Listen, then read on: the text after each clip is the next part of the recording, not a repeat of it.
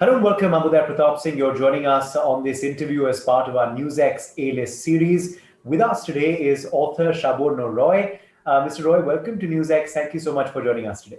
Thank you. I want to start out, sir, by asking you, Shaborno, about how you really became an author. What led you to turn author?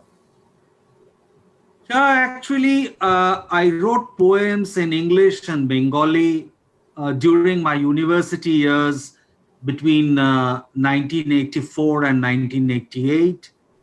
In 1986, my first book, which was a slim anthology of English poems titled Pain, was published, and it created a stir in the student community of Kolkata.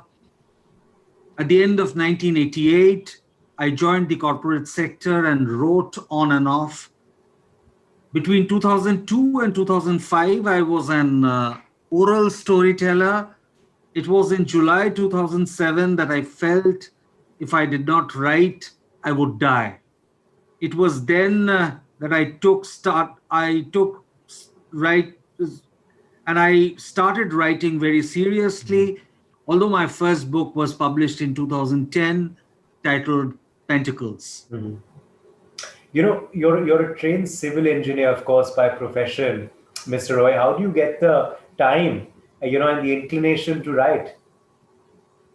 I'll tell you something very frankly. I have been interested in interdisciplinary learning since my early childhood. That was a kind of training inside my family. So engineering studies did not stop me from reading literature, history, or other social sciences. Today, I juggle between two professions of being a senior engineering professional and an author seamlessly. It could not have been possible without the support of my employers and my family. If you have the right kind of passion, you will find time. Otherwise not. Okay, that's a valid point, and that I think holds true for many professions, not just, of course, writing. But you just told us you wrote your first book, of course, in 2010. You've written several more books. Tell us a bit about them for our viewers not familiar as yet with your writing, which has got rave reviews, might I say. Tell us a bit about your books. Actually, I have written 6 literary works till date. Mm-hmm. They have been critically acclaimed and bestsellers at some point in time or the other. I mostly write about love, loss, happiness, defeats, and melancholy surrounding my city of Calcutta or Kolkata today in the time span between the 1970s and the present time. In the specificity that I write, one can find the universal and concerning themes that cities all across the globe are undergoing because of aggressive postmodern urbanization. Yeah, that's what critics have also said while appreciating your work. That there's so many different layers, but you managed to capture human emotion, human behavior very realistically, and beautifully. What do you believe is the underlying theme in your writings? As you said, 6 literary works so far. I'll get to your technical work in just a second, but 6 literary books so far. What's the underlying theme in all your work? Well, the underlying theme of my writing is how an individual is being pushed to a corner in the rapid war of hypermodernization and hyperconsumerism. Apart from human and societal decay, I also write about ecological and environmental degradation very passionately. Okay. You've also written a technical book, which is called a must-read for your industry people. Tell us about that. Well, this book attempts to elaborate various issues like the use of ductile iron pipelines in irrigation application, gravity sewer application, wet ash slurry application, restraint joint application, and use in steep incline and hilly terrain, life cycle cost analysis between various kinds of pipe materials, feasibility of recycled wastewater for irrigation, a deliberation on framework agreement procurement methodology, and emerging challenges in pipe distribution network based irrigation projects.